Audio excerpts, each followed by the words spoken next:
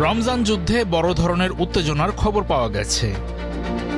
মার্কিন ইসরায়েলি জোটের বিরুদ্ধে ইরান তার প্রতিরোধ অভিযানের অংশ হিসেবে ৫৪তম দফার আক্রমণ চালিয়েছে। যুদ্ধ শুরুর পর থেকে এটি তীব্র আক্রমণগুলোর একটি হিসেবে ধরা হচ্ছে।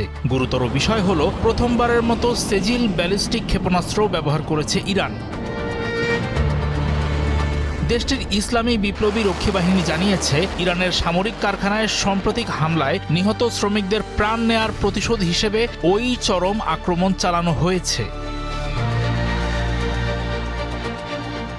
সেজিল ক্ষেপণাস্ত্রটি ইরানের ব্যালিস্টিক ক্ষেপণাস্ত্র ভান্ডারের সবচেয়ে উন্নত অস্ত্রগুলোর একটি বলা হয়। তরল জ্বালানি দিয়ে চলা পুরনো ক্ষেপণাস্ত্রের বিপরীতে এটি কঠিন জ্বালানি ব্যবহার করে চলে, তাই এটি খুব দ্রুত ছোড়া যায়। ছোড়ার আগে লম্বা সময় ধরে জ্বালানি ভরার প্রয়োজন হয় না, ফলে শত্রুপক্ষের সতর্ক হওয়ার সময় অনেক কমে যায়। ব্যবস্থাটি দ্রুত যে কোনো জায়গায় সরিয়ে নেওয়া যায় আর খুব অল্প সময়েই লঞ্চ করা সম্ভব।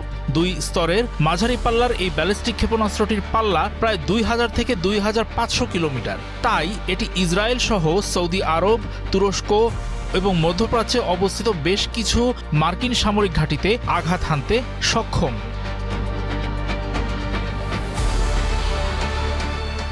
ইরানের এমন রণমূর্তির সামনে ইসরায়েলের অবস্থা কি? দেশটি মার্কিন যুক্তরাষ্ট্রের কাছে স্বীকার করেছে, ইরানের নিরবচ্ছিন্ন হামলায় তাদের আকাশ প্রতিরক্ষা অবস্থা ভেঙে পড়েছে প্রায়। তাদের ব্যালিস্টিক ক্ষেপণাস্ত্র বিধ্বংসী ইন্টারসেপ্টরের মজুদ মারাত্মকভাবে কমে গেছে। এটা এই সপ্তাহেরই খবর। পরিস্থিতি আরও খারাপ হয়েছে যখন ইরান তাদের ক্ষেপণাস্ত্রগুলোতে গুচ্ছ বোমা যুক্ত করেছে। ইরানের অধিকাংশ ক্ষেপণাস্ত্রে প্রায় ২৪টি ওয়ারহেড থাকে, তবে খোররাম শাহর ক্ষেপণাস্ত্রে ৮০টির মতো ওয়ারহেড বা বমপ্লেট থাকতে পারে। এক্সট্রিম মশার কয়েল প্ল্যান্ট ফাইবার দিয়ে তৈরি, ডেঙ্গু, চিকুনগুনিয়া বাহি সহ যে কোনো মশার বিরুদ্ধে দেয় এক্সট্রিম সুরক্ষা। ইরানের অধিকাংশ ক্ষেপণাস্ত্রে প্রায় ২৪টি ওয়ারহেড থাকে, তবে খোররাম শাহর ক্ষেপণাস্ত্রে ৮০টি পর্যন্ত বমপ্লেট থাকতে পারে। ইসরায়েলি সামরিক বাহিনীর মতে, রমজান যুদ্ধের এই পর্যায়ে ইরানি ব্যালিস্টিক ক্ষেপণাস্ত্রের প্রায় অর্ধেকই গুচ্ছ বোমায় সজ্জিত ছিল। ছোট ছোট এসব বোমা আকারে ছোট হওয়ায় ইসরায়েলের আকাশ প্রতিরক্ষা ব্যবস্থার পক্ষে এগুলো ঠেকানো কঠিন হয়ে পড়েছে। তাছাড়া পর্যাপ্ত সময়ও পায়নি তারা। মার্কিন কর্মকর্তারা জানিয়েছেন, তারা ইসরায়েলের এমন সংকটের কথা আগে থেকেই জানতেন, তবে যুক্তরাষ্ট্র নিজেদের অস্ত্রের মজুত নিয়ে আত্মবিশ্বাসী। মার্কিন প্রেসিডেন্ট ডোনাল্ড ট্রাম্প নিজেই এ মাসের শুরুতে বলেছেন, মার্কিন অস্ত্রের মজুদ কার্যত অসীম।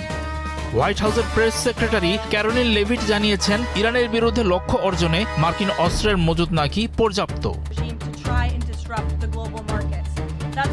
ইরানের বিরুদ্ধে ইসরায়েলের সঙ্গে মিলে যুদ্ধ করছে যুক্তরাষ্ট্র।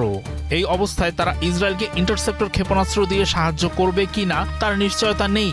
মার্কিনীদের দাবি, তাদের ঘাঁটি ও কর্মীদের রক্ষার প্রয়োজনীয় সব সরঞ্জাম তাদের আছে, কিন্তু ইসরায়েল তাদের ঘাটতি মেটাতে নিজস্ব সমাধান খুঁজছে।